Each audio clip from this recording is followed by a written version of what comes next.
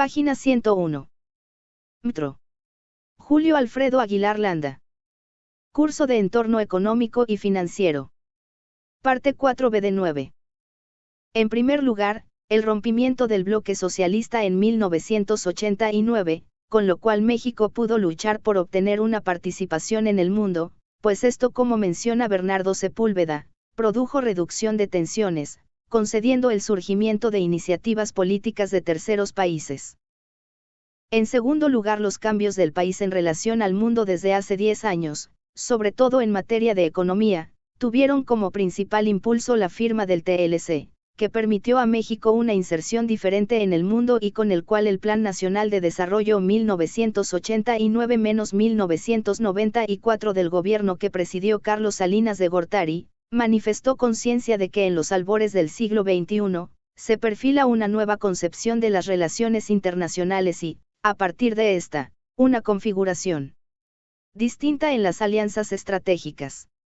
México debe participar activamente en ese cambio a fin de iniciar el próximo siglo con una posición de firmeza. Página 102.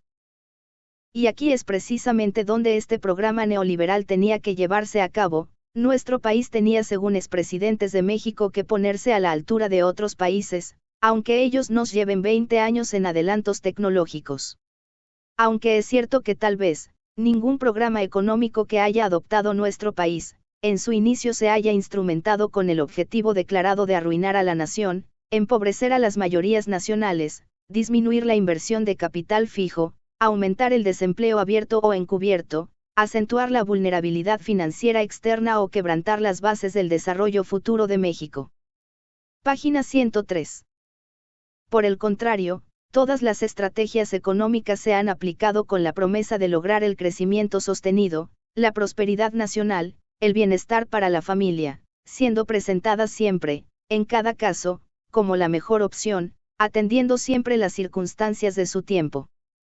Pero cuando Miguel de la Madrid asume el poder, después de unas elecciones tranquilas, el sistema financiero que estaba en manos del Estado enfrentaba graves problemas de desintermediación y los capitales se fugaban cada vez en mayor cantidad hacia el extranjero. De ahí que el gobierno tomara medidas de apoyo a todas las empresas, mediante el FICORCA, por medio del cual las empresas endeudadas recibían subsidios cambiarios, que les ayudaron a pagar sus deudas con el extranjero, y sirvió pues para finales de 1983.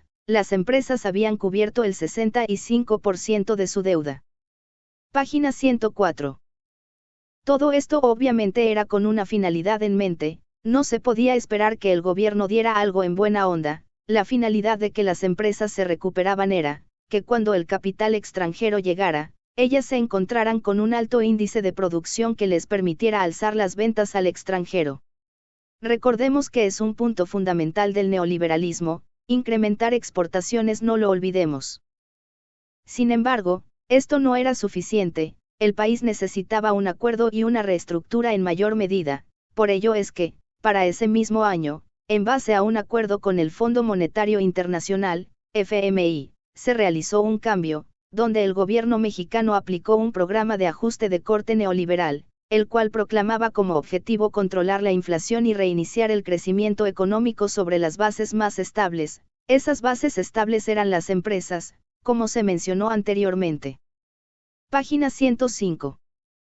Este modelo estaba orientado hacia la exportación, abierto a la economía mundial, desregulado, menos estatificado, mayormente basado en las fuerzas del mercado y donde la inversión privada fuera el motor de la acumulación del capital. Lo que nunca explicaron fue quiénes eran las personas que iban a recibir los beneficios de estar en este modelo, quiénes salían beneficiados y quiénes saldríamos perjudicados. Ahora ya parecería más claro para nosotros explicar quiénes salieron perdiendo, pero esto después de haber sufrido las siguientes crisis. Página 106. Y prueba de ello es que durante esta apertura comercial unilateral y abrupta y en la reducción de la participación del Estado en el desarrollo económico, el PIB per cápita se contrajo a una tasa promedio de 0.2% anual, la inversión fija bruta per cápita decreció a una tasa promedio de 0.75% anual, y los salarios mínimos perdieron 69%. Nada fácil para las clases bajas, pues en lugar de que, con nuevas empresas, ellos ganaran más, fue todo lo contrario, vinieron únicamente porque existía una gran desregulación de permisos y una inmensa cantidad de mano de obra barata.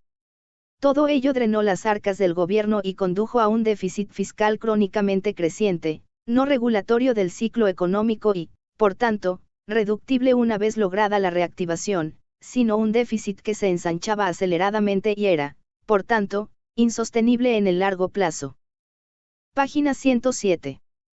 En primer lugar, porque existía un manejo irresponsable de las finanzas públicas que había aparecido desde los años 70 y condujo a una creciente brecha ingreso-gasto público insostenible en el largo plazo, existiendo a. Un derroche de recursos fiscales en subsidios innecesarios e indiscriminados a la actividad productiva, bajas tarifas ferroviarias, eléctricas, de combustibles, etc., incluso a actividades altamente rentables que no requerían tales apoyos. Página 108. B. Estatizaciones inconvenientes, que incluyeron empresas que nunca debieron estar en manos del Estado, como cabarets, fábricas textiles, etc. C. Inversiones azarosas, en elefantes blancos o en áreas donde no era indispensable la inversión pública, sino solo el apoyo a la inversión privada o social.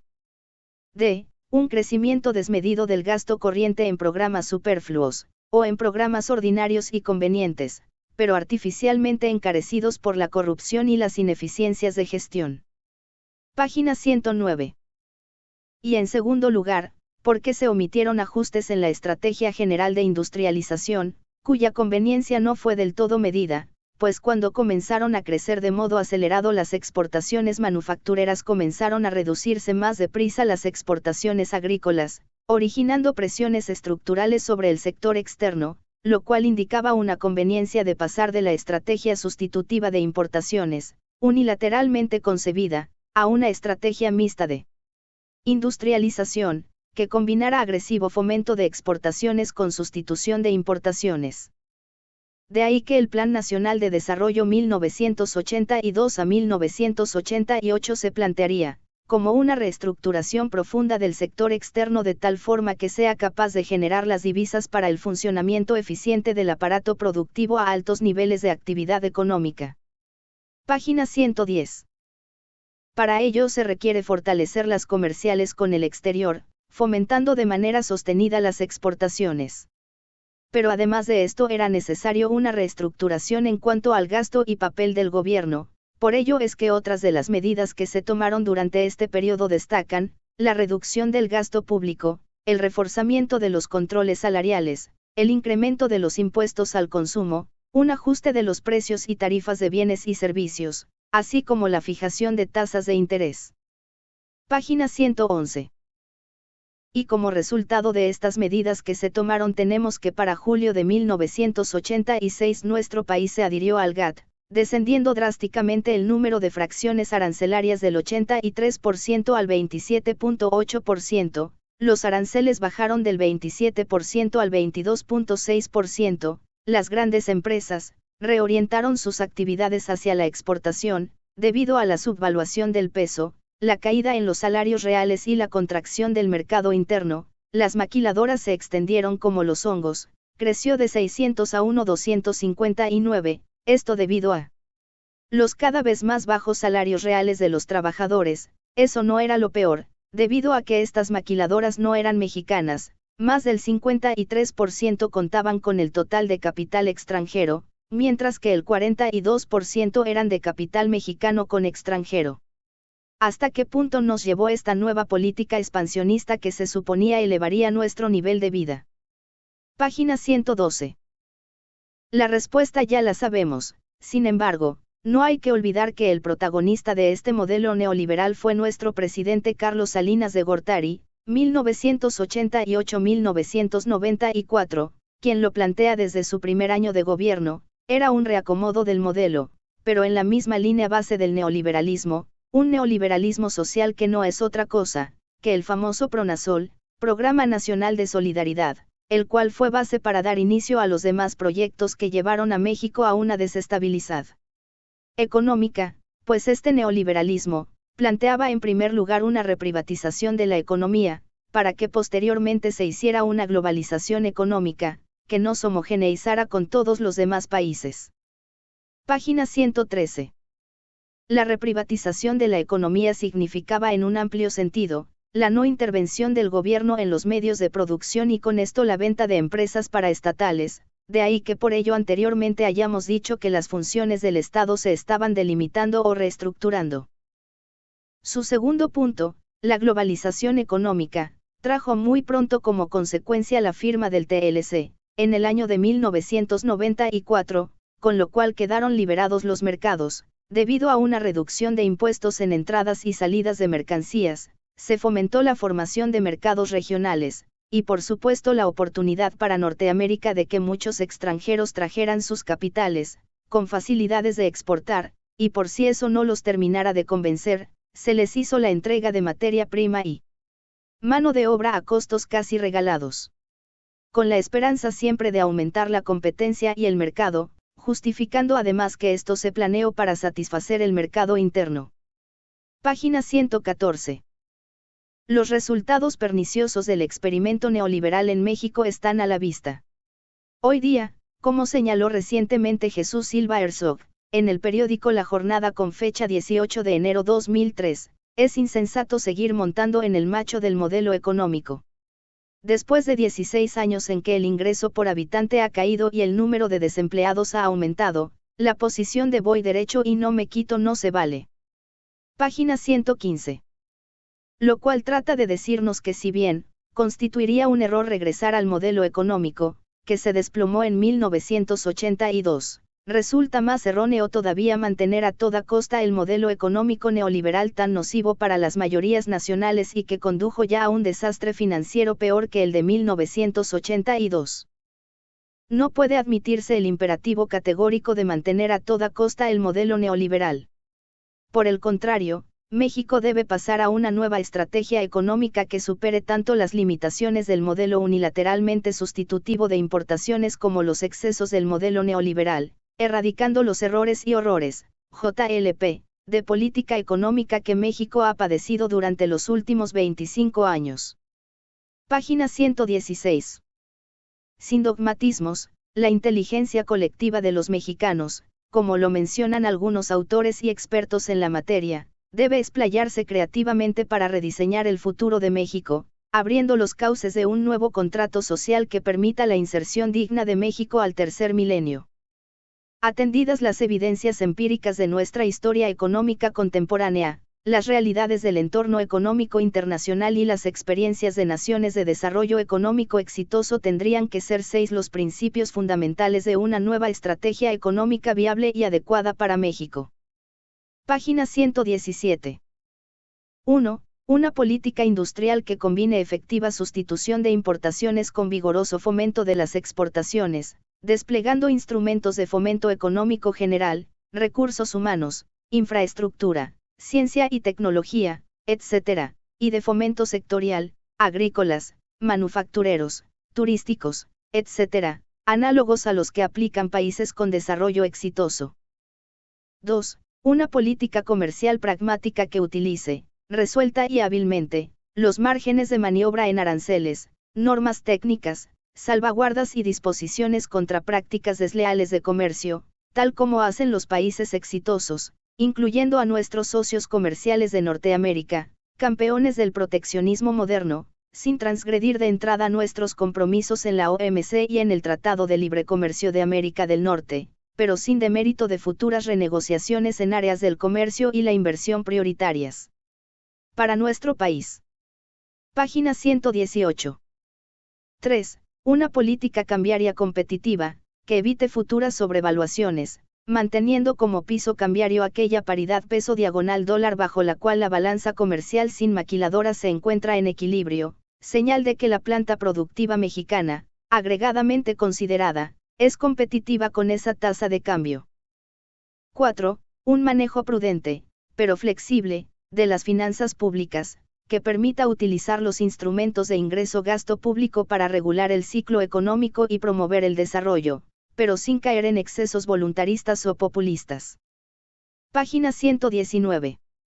5. Subordinación del sistema financiero a los intereses de la economía real, manteniendo la banca comercial en manos privadas, pero sujetándola a la vigilancia y regulación del Estado, como representante del interés común, a fin de atender las áreas prioritarias del desarrollo nacional, privilegiando la inversión productiva sobre la especulativa. 6. Último en orden, primero en importancia, colocar el empleo y el bienestar social, es decir, al ser humano, en el centro de la estrategia económica y no como objetivo constante de cada una de las grandes políticas económicas, industrial, comercial, cambiaria, fiscal y financiera, sin demérito del despliegue de políticas sociales específicas. Página 120. Con todo lo anterior, no cabe duda que a 16 años del experimento neoliberal, con más mercado y menos Estado, la prosperidad ofrecida por los reformadores neoliberales, como hemos visto a lo largo de este artículo, está cada vez más lejos de la realidad. Más aún, los resultados reales del modelo neoliberal contrastan con los observados durante el modelo económico precedente. No se trata de regresar o mantenerse aferrado, más bien considero que se trata de buscar alternativas, haciendo análisis realmente a fondo, que permitan emitir ese nuevo contrato social en materia económica que nuestro país necesita para salir adelante. Página 121. Bibliografía. Green, Rosario. Ensayos sobre la modernidad nacional. México y sus estrategias internacionales. Ed. Diana. 1989. Murray, Alan. La riqueza de la nueva economía. Ed. Deusto. España 2001. Página 224. De Ferranti, David. E. Perry, Guillermo. Otros. Asegurando el futuro de una economía globalizada.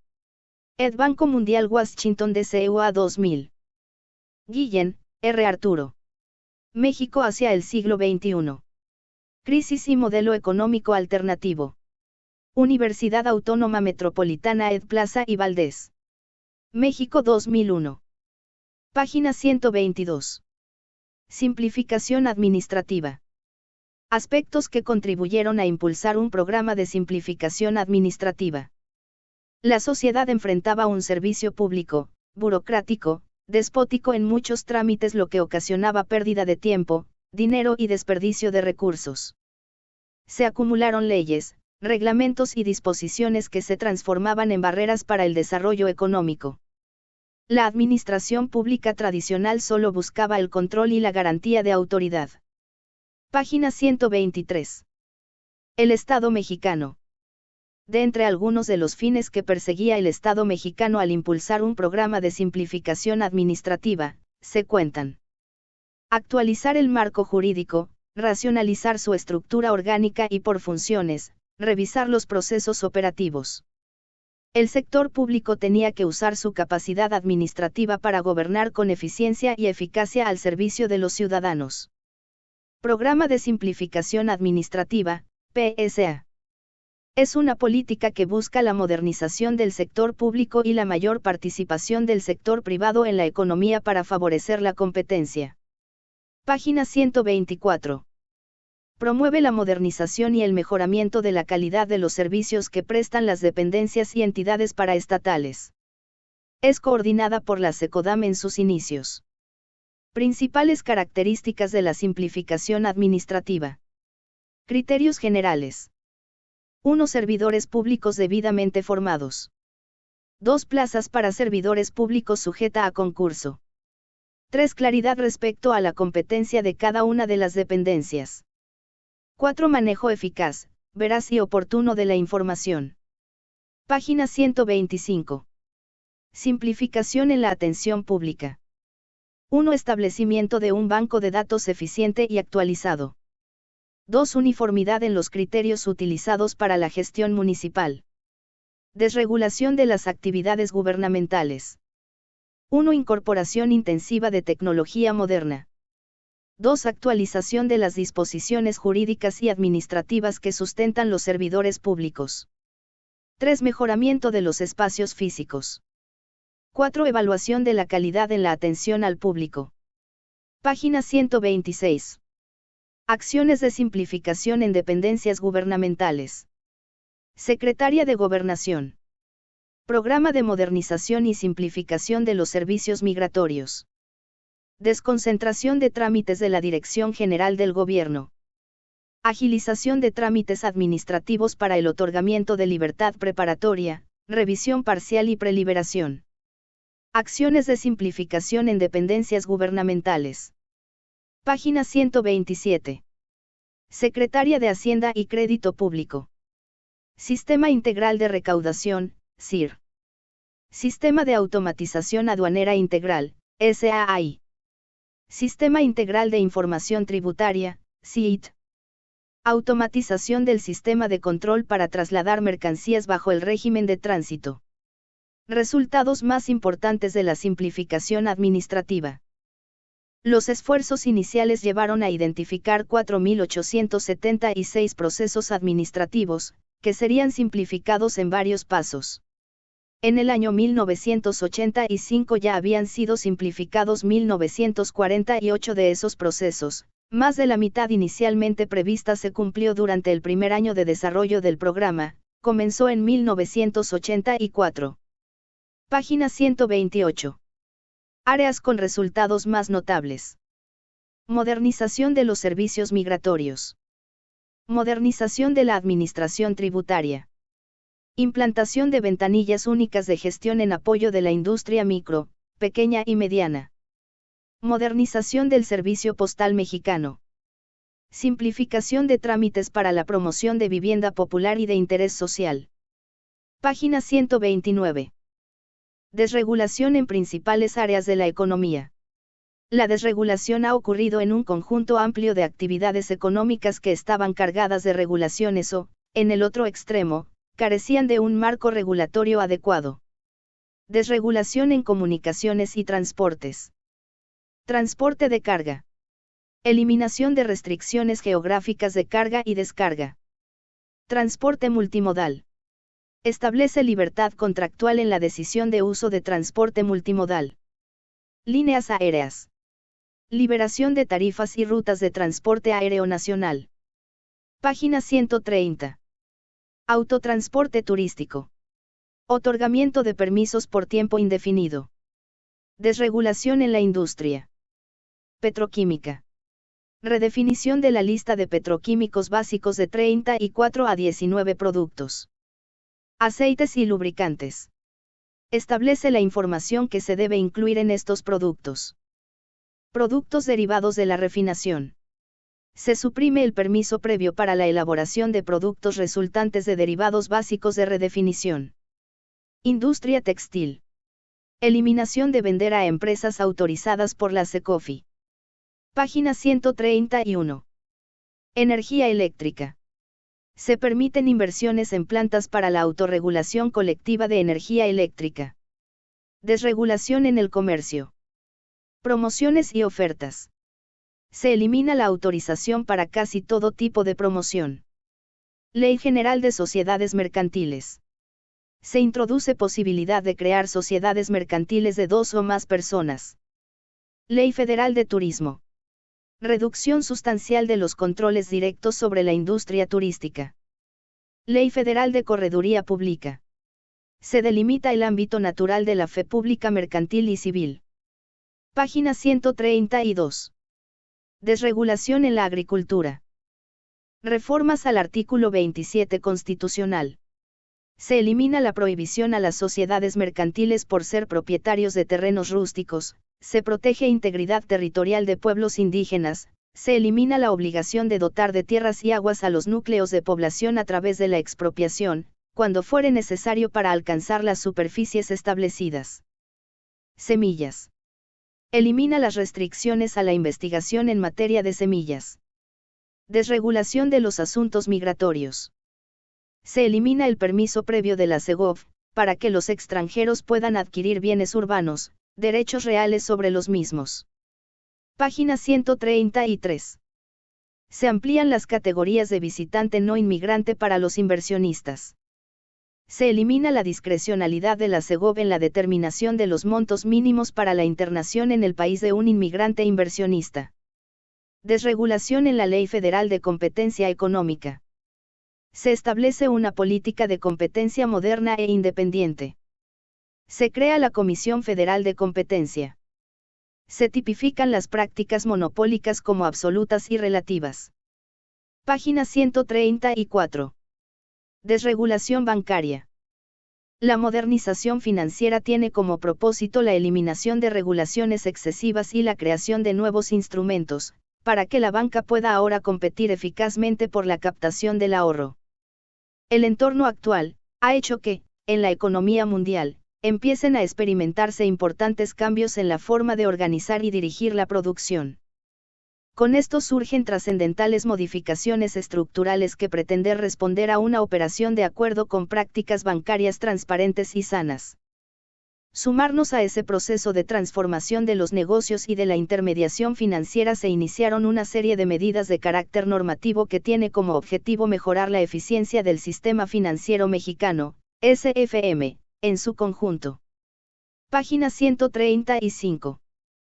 Se partió del supuesto de que la mayor competencia, nacional y extranjera, en el mercado doméstico incrementará los niveles de eficiencia global del sistema bancario y, a partir de ello, servir de apoyo al proceso de transformación que el país requiere.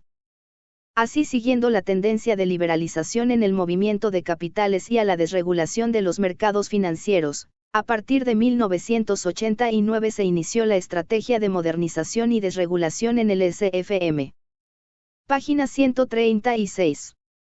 Esto se manifestó en el Plan Nacional de Desarrollo de 1989 a 1994, entre las que destacan: hacer más eficientes y competitivas las instituciones de banca múltiple. Examinar el marco regulatorio de los diversos intermediarios. Evitar la duplicidad de funciones. Dotar de crédito a las áreas consideradas como prioritarias. Promover el desarrollo de los intermediarios financieros. Página 137. Reformar la ley del mercado de valores y las funciones de inspección y vigilancia que las autoridades ejercen sobre los intermediarios. La desregulación operativa del sistema bancario destaca los siguientes objetivos: eliminación de la canalización obligatoria de los recursos. Los déficits fiscales recurrentes que experimentó la economía mexicana en los 80, ocasionaba una situación de financiamiento forzoso al gobierno por parte de las instituciones bancarias. Supresión del encaje legal. Página 138. Establecía mediante un porcentaje obligatorio, el depósito obligatorio de la captación bancaria en las reservas del Banco Central. Desaparición del coeficiente de liquidez. Obligaba que las instituciones crediticias mantuvieran una reserva en líquido de al menos el 30% de su capacitación. Reformas al marco regulatorio del sistema financiero mexicano. Se deben crear adecuadamente las reglas del juego para lograr un orden y un equilibrio, ya que debe de haber coherencia entre lo que está escrito y lo que se actúa. Así, en el año de 1989, se pretendió disminuir o eliminar por completo la excesiva regulación vigente. Página 139. Principales leyes que se modificaron. Ley de Instituciones de Crédito. La modificación más importante se refiere a la ampliación de la participación de los inversionistas privados en el capital bancario. Ley General de Instituciones y Sociedades Mutualistas de Seguros. A raíz de la apertura comercial, la búsqueda de nuevas formas de seguros, así como garantizar la solvencia de las compañías, hizo necesaria la creación de la Comisión de Seguros y Fianzas. Ley General de Organizaciones y Actividades Auxiliares de Crédito. Página 140. El marco legal no reconocía la existencia de empresas de factoraje dentro del sistema financiero mexicano. Por tanto, se hizo necesaria el nombramiento de las mismas como organizaciones auxiliares de crédito. Ley del Mercado de Valores. Con esto se pretendía aumentar las fuentes del financiamiento necesarias para el desarrollo económico con base en la participación de capitales externos. De esta manera, el gobierno buscó la colocación a nivel internacional de valores mexicanos. Ley de Sociedades de Inversión. La consolidación de ahorro interno que permita de cierta manera un autofinanciamiento de la economía. Con el establecimiento de las sociedades de inversión permite la incursión de pequeños y medianos ahorradores al mercado de valores. Página 141. Con las anteriores iniciativas se ha ido cubriendo el proceso de modernización y desregulación del SFM teniendo 3 etapas. Primera relacionada con la estrategia de reprivatización bancaria y la liberalización de operaciones financieras. Segunda relacionada con la internacionalización de las actividades bancarias y bursátiles. Tercera relacionada con la creación de nuevos intermediarios, figuras e instrumentos institucionales. Página 142. En verdad sirvió. Aunque en un principio se planteó que con la privatización bancaria y la desregulación de los servicios financieros se podrían mejorar las condiciones de la intermediación interna, después de varios años de haberse iniciado ese proceso los resultados no han sido óptimos. Más bien se ha generado un proceso de centralización de capital entre los agentes que participan en los negocios financieros. Privatización bancos comerciales. Algunas de las características que se pretendían lograr con estas acciones, es que los bancos tuvieran o se constituyeran en. Página 143. Proveedores de liquidez. Intermediarios en el ahorro e inversión.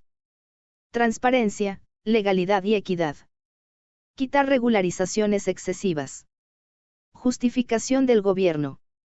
Las justificaciones sobre las cuales el gobierno fundamentó estas acciones fueron: contribuir a crear un SF. Fomentar la inversión del sector bancario. Vincular las capacidades administrativas. Control mexicano de los bancos. Obtener un precio justo. Página 144. Descentralización de operaciones bancarias. Sector bancario equilibrado. Reformas al sistema financiero en el marco del TLC. BC promueve la integración económica y financiera de la región además de impulsar el desarrollo regional y DC diagonal país. Generación de ahorro interno. Recursos disponibles para actividades productivas. ICANN. Improductividad y competitividad. SF más amplio, moderno y simplificado. Perspectivas, simplificación administrativa. Renovación de la administración pública. Página 145. 1996 SS y DDF, se difunde por Secofi. 1997 Secofi y SRE, se concluye la desregularización que simplifica 76 a 85%. Ámbito de aplicación de la Ley de Procedimientos Administrativos. Administración Pública Centralizada. Gobierno del Distrito Federal. Administración Pública Descentralizada. Administración Pública Paraestatal. Principio Simplificación Administrativa. Estructuras de incentivos adecuadas. Cautela con nuevas técnicas Administración P. Página 146. Profesionalizar los servicios públicos. Mejorar las políticas. Atención a los problemas de información en la introducción de las nuevas políticas. Sistema de pensiones. Sobre el sistema de pensiones, orígenes. Depresión mundial de 1930, aumento en el desempleo. Países capitalistas buscan mecanismos de seguridad social. En México surgen primeras medidas para la protección del ingreso. Se inicia la seguridad social con el Instituto Mexicano del Seguro Social en la década de 1940. Página 148. IMSS, garantizar salud, pensiones, servicios sociales para el bienestar individual y colectivo. Página 149. Otros sistemas de pensiones, o de salud más bien. El IMSS, el ISSSTE, el ISFAN, el de Pemex, de la SSA, del DDF y otros que administran pensiones de aproximadamente alrededor del 95%. Página 150. Sistema actual de pensiones. El sistema de seguridad social contempla 4 tipos de pensiones.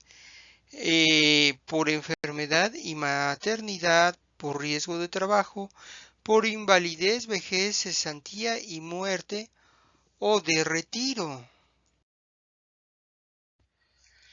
Página 151. Sistema actual de pensiones. Es un sistema tripartito, compuesto por patrón, trabajador, gobierno, más un esquema de ahorro que es financiado por empresas.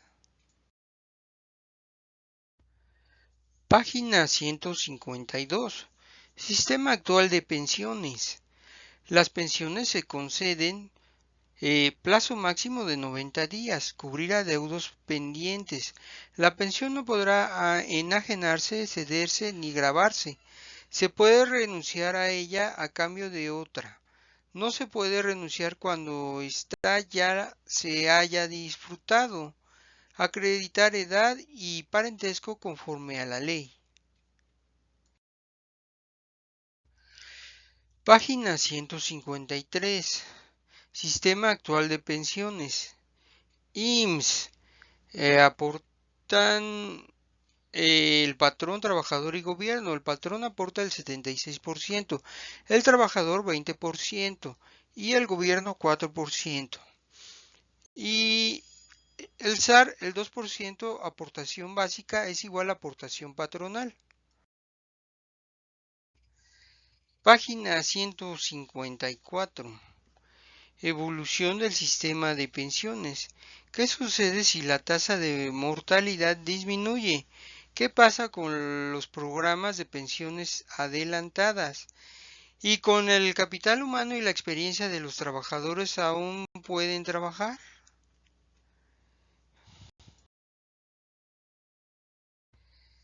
Página 155. Evolución del sistema de pensiones.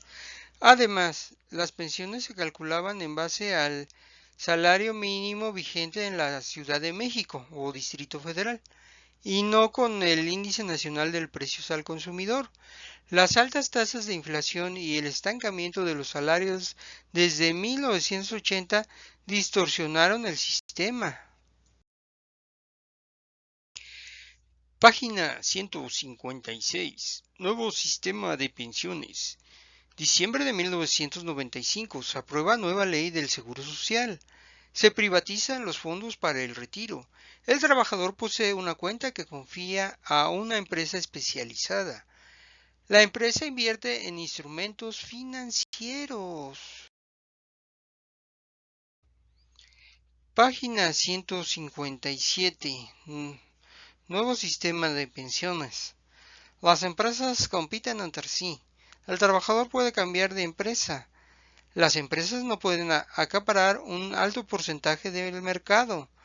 El Estado supervisa y regula a las empresas mediante organismos especializados.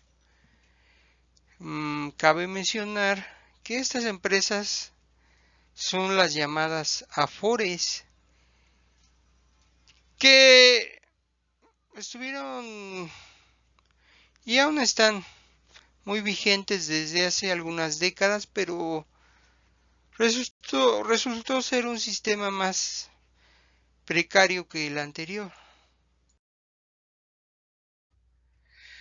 Página 158. Nuevo sistema de pensiones. Las empresas diseñan diferentes tipos de pensiones vitalicias de acuerdo con la suma reunida por el trabajador. Se crean las administradoras de fondos de retiro, Afores. Se busca contribuir al ahorro interno, indizar las pensiones para mantener su valor real, mantener el nivel de ingresos de un SM para las pensiones.